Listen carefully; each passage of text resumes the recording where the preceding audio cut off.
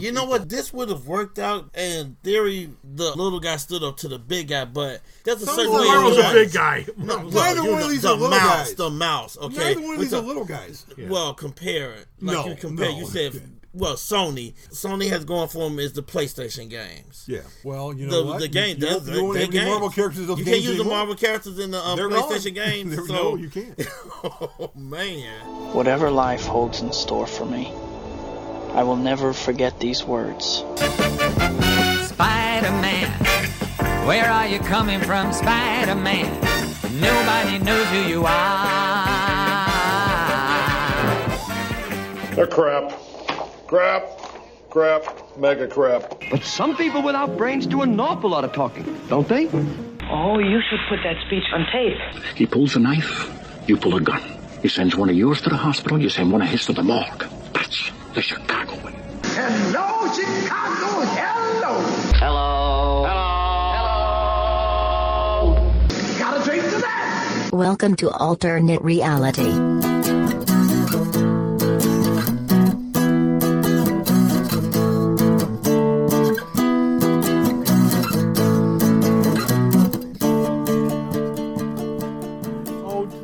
At the time, did they butterfly effect stuff? No. Well, how do you know if they're vaporizing people? Because you see it in the trailer.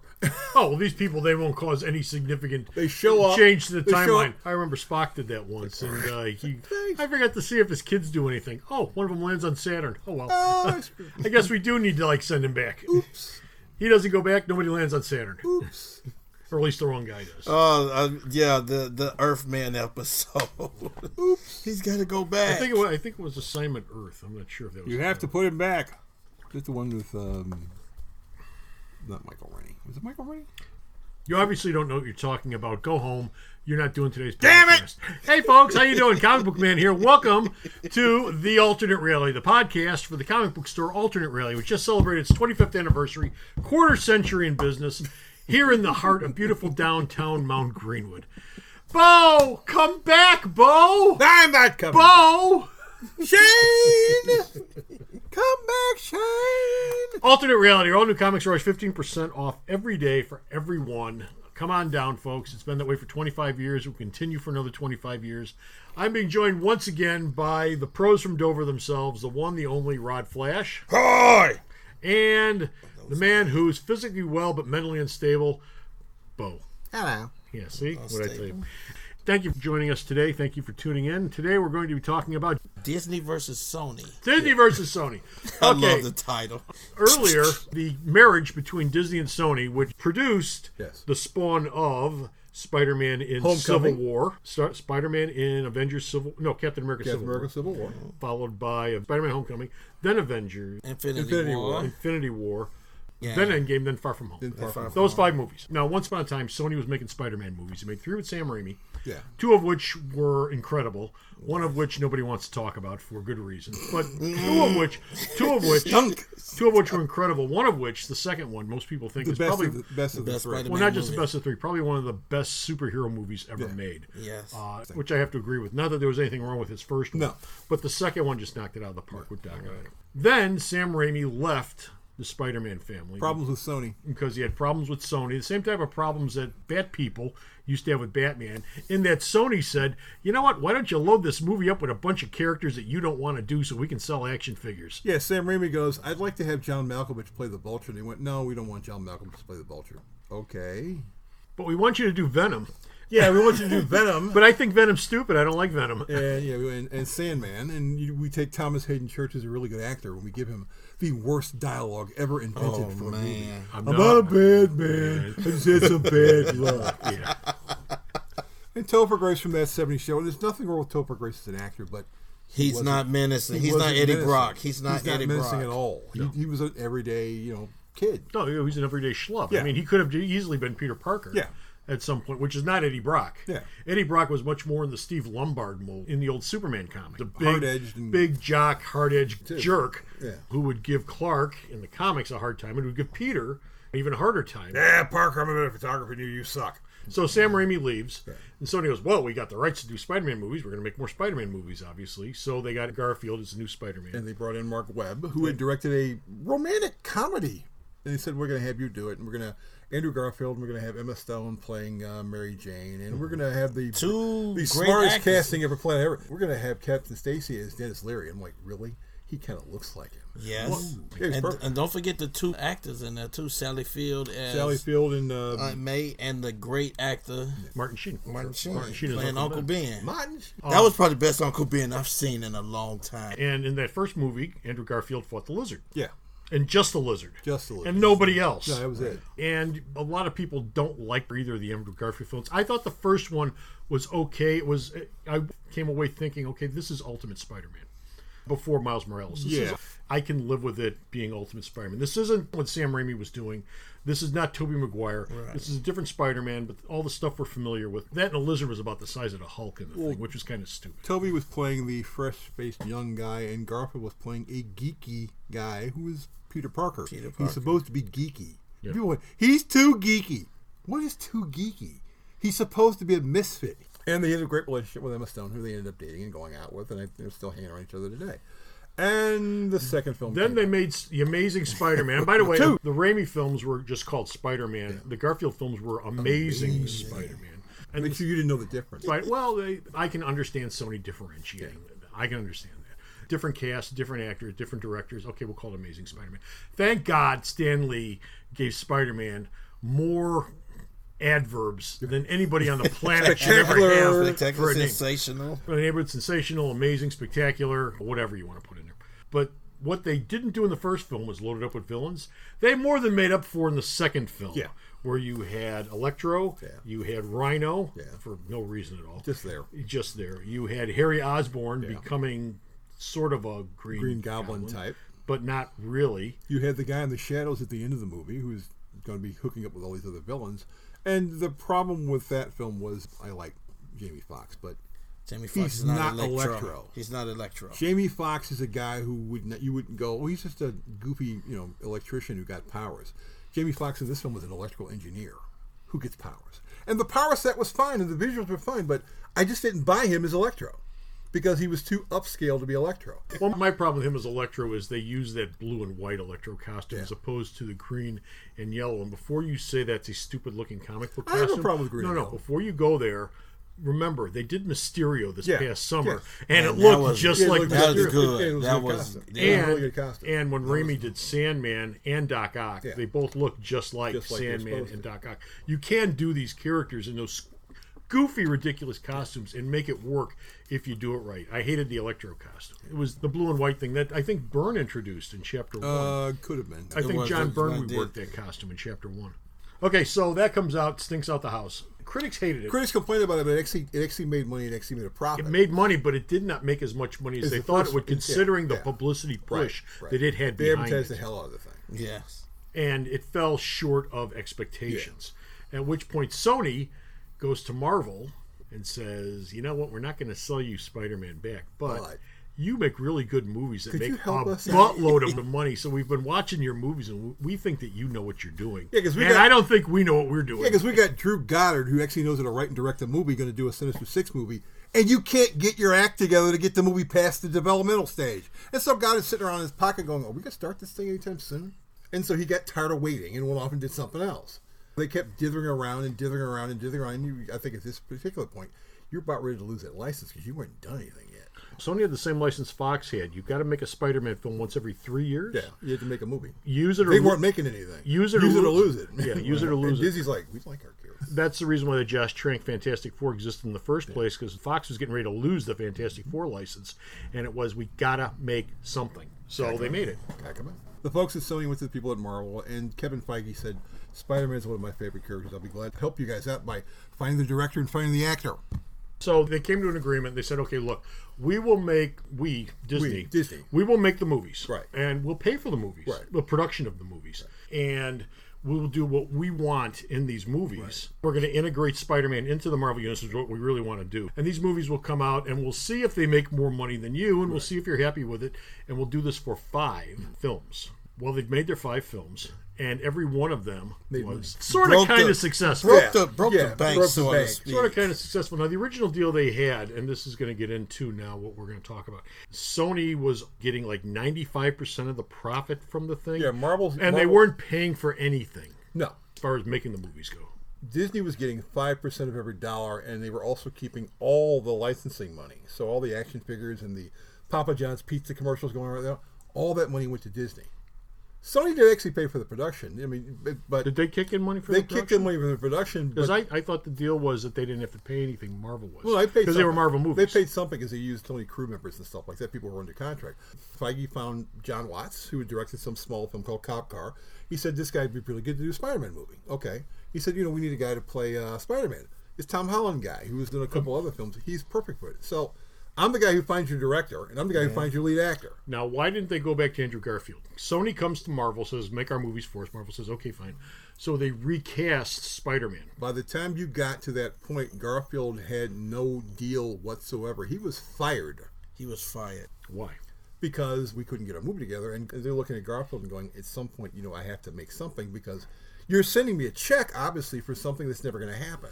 So the same thing with Mark Webb. They fired Mark Webb, then they fired Garfield, which made Garfield really upset, because he goes, wait a minute, you just fired me. So they fired him because they couldn't get a movie together? It's not his fault. He becomes a George Clooney in the situation. It's not my fault that you guys couldn't figure out what the hell you were doing.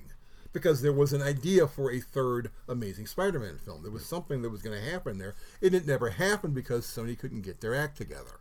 So Marvel makes their 5 films, and the original deal was 5 films. We renegotiate. See if we want to do this again. Right. See if we want to keep this marriage together or not. Yeah. So they sit down, and I'm sure Sony said to Marvel, okay, well, we'd like to have our character back, but we'd also like to keep working with you. Yeah. How do we proceed forward? At which point Disney said to Sony, we'll pay for half the film, you pay for half the film, we'll break this even. And that's the deal. Sony puts up half the money, Disney puts up half the money. They co-finance the movies. There's an equal 50-50 split of everything. Sony said, but we own the character. Well, they own the movie rights. They own the movie rights to the character. And Disney says, yeah, and your films didn't make any money until we got here. You remember the press release said that Spider-Man Far From Home is their most profitable movie since Skyfall. Right. Yeah, it is. Was that at the time when Sony stuck their chest out? Well, they were talking. Actually, this all started with Kevin Feige. Feige apparently went to Sony and said, why am I not getting a bigger production credit for this movie, since I'm the guy who hired the director and hired the actor? They never really gave him a straight answer. And so that kind of made things a little awkward, and they kept talking, until they made the announcement, this relationship is over with. Disney has said nothing, but Sony released a statement which said, we are amazed that Kevin Feige is getting so much credit for the production and the success of these movies. Oh, please. One thing I need to throw in here. Between Avengers Infinity Gauntlet and Avengers Endgame, we had the Venom movie. Yeah. Okay, Sony was still planning on making Spider-Man movies. Yeah, they were. Yeah. They just weren't doing anything with Spider-Man. When Sony bought the rights to Spider-Man, they got the Spider-Man universe. Right. Which means they can make movies out of any Black character. Cat. They talked about Black Cat, Silver Saber. Once upon a time was talked about. Morbius the Vampire. Silver Saber film was announced and it died. And there was going to be a Black Cat Silver Saber movie. Then that died. Wasn't there a Prowler movie talked about? Prowler movie was also talked about, and also Night Watch. But Venom, they got done. Yeah. Venom came out. This was a Sony. This wasn't a Disney. All Sony. All Sony. It comes out. No connection at all to Spider-Man outside of everybody knows where Venom comes from. Yeah, we know where he comes from. But, I mean, in the movie itself, there's no mention of Spider-Man or anyone else in the Spider-Man universe, really, more or less. No. He doesn't even work for the Bugle. Well, he's in San Francisco. Yeah, he's in San Francisco, and he's basically a freelance photographer. Now, Venom comes out, and it does okay. No, Venom does a lot of... No, Venom does quite well at the box office. Yeah. But it sucked, and everyone hated it. Well, critics hated it. Yeah.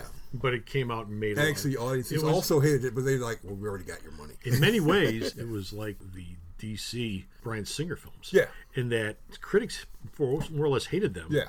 But because they had never been done before, Batman versus Superman, people are going to show up to see Batman versus Superman because Venom had never been done before. I know Spider-Man 3, but he never had his own movie before. No. So a lot of people showed up to see Venom in his own movie for the first time. And they showed up so it had huge box because office. Tom Hardy was in it. Anyone would really like Tom Hardy. And you had Ruben Fleischer, who did Zombieland and a couple other films. So you had a good director, but you had problems with the script. And before Venom opened, there was a lot of conversation about the fact that this was an R-rated movie. Right. That had been edited to hell and turned into a PG movie. Right, and they kept saying over and over they wanted Venom an R-rated movie. Yeah, but he's never an R-rated character. Hardy would say, "Well, there's this cut out here of this, violent stuff and heads being ripped off and all this violent stuff," and we never saw that. It never happened. And now, it's not like Disney. They weren't obligated to do a PG-13 Venom movie. They just decided to do a PG-13 Venom movie. Well, they have the rights to the character. They can make an X-rated Venom movie if they want to. I mean, it's up to them. They can do whatever they want. They could have Deadpooled it and made it R-rated. Because they have the rights to the character as far as putting him on film goes. So I should also mention that we had Spider-Man Into the Spider-Verse. Yeah. And that came out, got huge critical response. And made a buttload of money. Now, Sony hired Lego movie people to make that movie. Yeah, and they're actually in charge of all the Sony animated stuff. TV stuff from now on. Those guys are in charge of whatever stuff they want to do. Which was real smart of them, but it's not like Sony made that movie. Yeah. That would be like Sony going out and hiring Bruce Timm and all the rest of the folks at DC Animation to come in and do something for me. Their movies. Well, they've already established. So it came in and that movie made a whole bunch of money. And it was critically acclaimed and it was a great movie. They've got Into the Spider-Verse under their belt, which got huge critical response and made a lot of money. And they've got Venom under the belt, which got mediocre at best critical response. Horrible critical response. But made some decent money. Made a profit. It made a profit. So Amy Pascal actually said, we know the film sucked, but it made a lot of money. It's really not what you want to say when you're a producer. So how many movies have you guys made by yourself? Okay, you made 3 Sam Raimi movies. You made 2 Andrew Garfield movies, and you made Venom. We have made Civil War, 2 Avengers movies, Far From Home and Homecoming. Plus like 28 other films. So we've made, with what we contributed, maybe $3 or $4 billion. What do you guys got on your own? None of your films have come close to making $1 billion. If you take all those films, you add them together, you don't have $1 billion at all. We know what we're doing. You obviously don't know what you're doing. And part of this deal was the people at Disney said, these other films you want to do, we could help you with those also. So you would avoid a Venom, and you could use characters from the Marvel Universe. And they well, I don't know.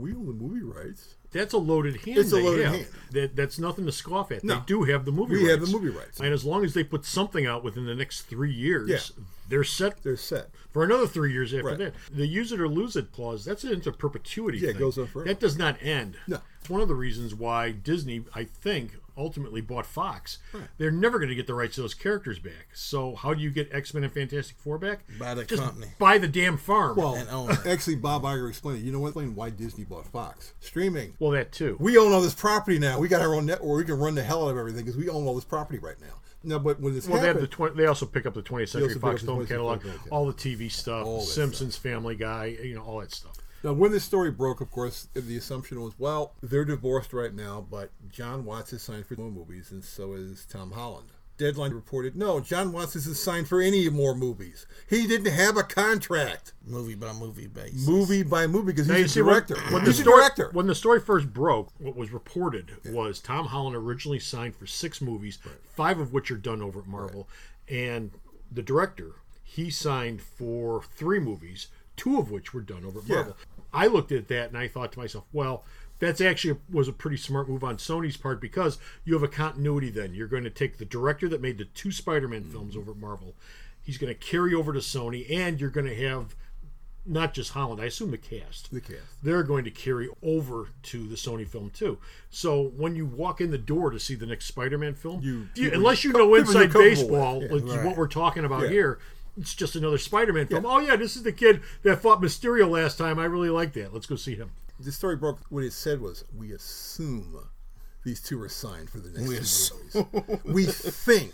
Then all of a sudden, Watts is doing meetings now because he's got an opening in my schedule because I got nothing because I'm not signed to anything. Now, Holland is signed.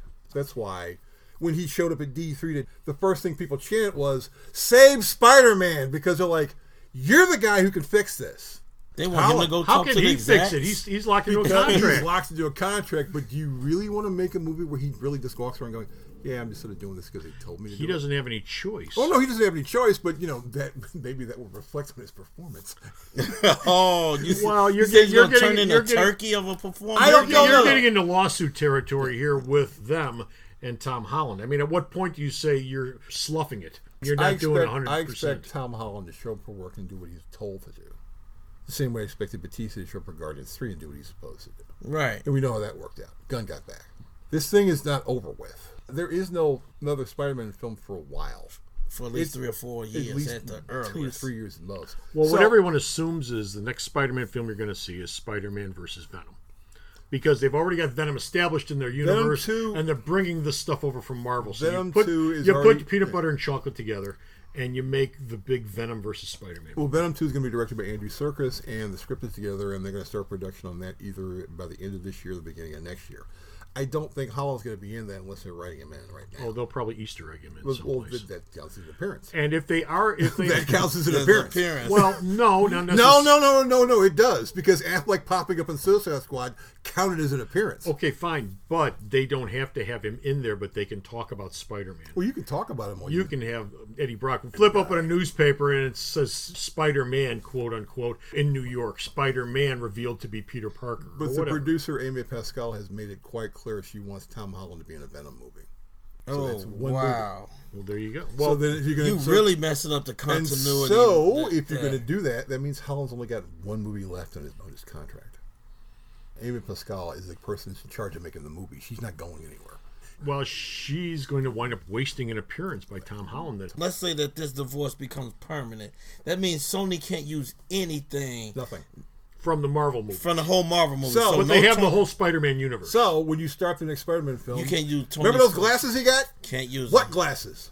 Remember Aunt May's boyfriend? What boyfriend? Remember the blip? What blip? None of that happened. Oh. It's gone. No Vulture, no mentor, to, no nothing. No even allusion to the fact that you was finna have Sinister Six. What about the reveal at the end of Far From Home? Well, you can do that. The Easter egg reveal at the very end with J. Jonah Jameson. That's there. That's because but wouldn't that have come from the Marvel side? Yes. That would come from the Marvel side because Watts and Feige and the writers have been hinting quite loudly. The villain for the third film is going to be Kraven the Hunter because everyone knows who Peter Parker is. Before the breakup, the rumor was Kraven's going to be coming from Wakanda. Yeah. That ain't happening. That ain't happening now. Now Kraven's going to come from some mythical African nation. Wherever he comes Wherever he comes from. Well, no, he doesn't have to come from any African nation. He's a hunter. He's a Romanov. He's a TV guy. He's a TV guy who's just hunting. In Kraven the Hunt, if they do Kraven the Hunt, you get to kill Spider-Man and bring him back to life. But since he's died in the movie anyway, quote-unquote died, because he doesn't really die, but quote-unquote died, you can then recast him in the next film, even though you know he's going to come back in that same film and end that film series up as Spider-Man, but then you just recast him in the next film. This is worse than the James Gunn and Guardians of the Galaxy. This is actually the same situation, which is why when everything's all said and done, they're going to make some kind of deal. Yeah. Well, here's the thing we didn't mention. The day after this announcement was made, Sony's stock dropped 50% on the stock market. I don't think it was because people got tired of buying TVs. No.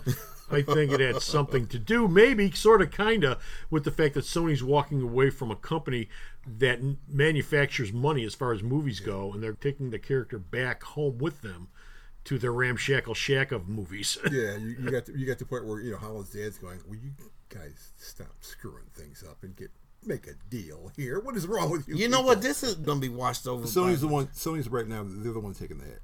Disney's basically done the smart thing. They aren't saying a word. They don't need to. Yeah. Public opinion is like, we're just going to sit here and watch.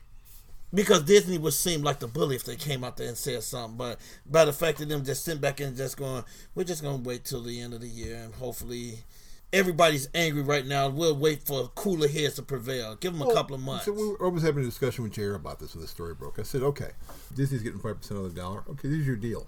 We'll take 25% and we'll give you 25% of the merchandising. Sounds like a fair deal to me.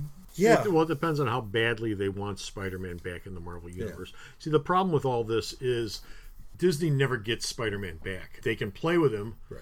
They can use aspects of him in their stories, assuming a deal is fixed. Yeah. But they never get the character back. Right. What I'm sure they want to do is work out a deal that says, look, we want the character back. What do we need to do to get the character back? And there's your poison pill. Yeah. Okay, it's not so much we get 25% and you get 75%, or you get 5% and we get 95%. Bottom line, they want the character back. What do we have to do to get the character back? And if I was Sony, I would put something in there about, okay, well, we get a percentage of Spider-Man's film rights, film royalties for the next 25 years or whatever like that. Works. That's okay. And in return, you get the Spider-Man universe back and you do whatever you want with them. Help us out and do whatever you want. But every Spider-Man movie you make, every movie that Spider-Man appears in, we get a cut. We get a cut of some sort. If it's a full-blown Spider-Man movie, it's 25%. If he shows up with the Avengers, 10% or whatever, because you got all these other characters running around. But based on the amount of screen time he has, we get a cut, and in return for that, we will give you back the rights to the characters. That's all Disney cares about. Yeah, that's really all they want. Feige said Spider-Man's his favorite character. He said, we want the character. I want the rights to my favorite character. My God, they bought Fox just to get X-Men and Fantastic Four back. I don't want to poo-poo the Fox film catalog and everything else they got with it, but the driving force behind it was getting those two sets of characters Getting the characters back. Especially the X-Men. And getting all that available content. At some point, Disney's going to have to hold their nose. If Sony wants to, they can make crummy Spider-Man movies into perpetuity just to say, well, we made something. Well, that's all it comes down to. We made them. We can make a $10 million Spider-Man movie, throw it out there direct to DVD, and we have covered the terms of the contract for another 3 years. You run the movie character bad. They don't. You think Sony cares? No, they don't. No. They don't care. There is precedence for that. Fantastic Four, when Roger Corman originally had the rights, the only reason he made that film that nobody's ever seen, I've seen it, but nobody's ever seen, is to hold on to the rights, which it didn't work for him. Like I said with Josh Trank and Fantastic Four, that's the only reason that thing got made. That's the main reason why Fox kept making X-Men movies. You want to hold on to the license. The good thing that happened with them was X-Men First Class saved the franchise and turned everything around. If X-Men First Class had come out and been as bad as Wolverine Origin, the deal would have happened. They might have kept making the movies, but they would have given up on making anything decent. You didn't know it was the last movie. But no, when this is all said and done, they're going to make some kind of arrangement. Marvel's not going to get half. They're not going to get half. They might get 25%. You think they can wait it out till Sony fold or something? Can Sony sit back and wait Marvel out? Yeah, I know. No, they can't. They can. No, well, they can, but Tom Holland is already 28 years old. He's younger. Okay, so we get into the college Spider. Okay. So what? They recast Spider-Man yet again? Yeah. I don't think Sony cares. Yeah, because we'll find somebody else. Jake Gyllenhaal. He's no. It ends up being like Joseph the Amazing Technicolor Dreamcoat. Every time the thing rolled around there, okay, we got this young guy that's going to Donny Osmond. Oh, Donny Osmond's kind of, what about the guy that just won America? No, he came in second, but he looks the part. He's a little bit younger. We got some so you keep on finding some little young guy. We can cast him as Spider-Man. Some CW kid out there. We can make him Spider-Man. Get a CW character. Get a CW. Still with Stephen Amell. He's probably going. No, you're right. You get a CW kid. That's all. Okay, you're the new Spider-Man. I am. Yeah, we're gonna make lousy movies with you. Great. Oh God. All right. Okay. Anything else with this? What was really interesting about this is that this was not supposed to be the big story of the week. No, it wasn't. Matrix 4 was supposed to be the big story of the week, and this happened the same day, and it knocked the Matrix story completely off the fence. Oh, wow. Boom! It's gone. Where'd it go? It's over there somewhere. Well, you had a couple of things happen this week that got buried by this news. Batman 77 came out, which I'm not going to tell you what the spoiler is, but everybody knows what the spoiler is by this point. And that got totally buried by this story. It's like it never even happened. If this had been a slow news week, everyone would be talking about Batman 77. Yeah. But not anymore. Not anymore. Matrix 4, what you're talking about, that would have been the big news for this week. It came out and it was news. It came out the same day. I did see it. I did see the stories about it. But this just buried it. Yeah. Hours later, it's like, boom, what? Where the hell Matrix 4 come from? What the hell? Where'd this come from? Okay, and that's going to do it for us. Folks, if you want to hear more about this podcast, or if you want to see the store shipping videos, which I do, and they're quite wonderful. I've watched them. What? Quite wonderful. Ship Shape Update. Yes, they're quite wonderful. I was going to say transcendent. Thank you. Transcendent. Or if you want to read Bo's news, or JR's reviews, or Vito Carli's reviews, there's only one place to go, myalternatereality.com. Be sure to stop off there. It's the store's website. And, of course, if you're looking for comics, Alternate Reality, located like the intersection of 111th to Kedzie, beautiful downtown Mount Greenwood. Alternate Reality, all new comics are always 15% off every day for everyone. Gentlemen, I want to thank you both for coming in today. Rod, say goodbye to the folks at home. Goodbye, folks. Bo, say goodbye to the folks at home. I'm Spiderman. No, you're not. No, you're not. That's a Bruce Wayne voice. And this is me saying to you, take care and bye. Thanks a lot for listening. If you enjoyed this show, please like and share it with all your friends. We value your feedback, so drop us a question, comment, show idea, or complaint either at arcomics@msn.com or, if provided, in the comments section down below on this platform. The opinions expressed in this episode are solely those of the individuals and not necessarily those of Alternate Reality Incorporated. This show is, as always, coming to you from the Alternate Reality Comic Shop, located in the heart of beautiful downtown Mount Greenwood at the intersection of 111th and Kedzie. Serving Chicago comics fandom since 1994. Elvis has left the building.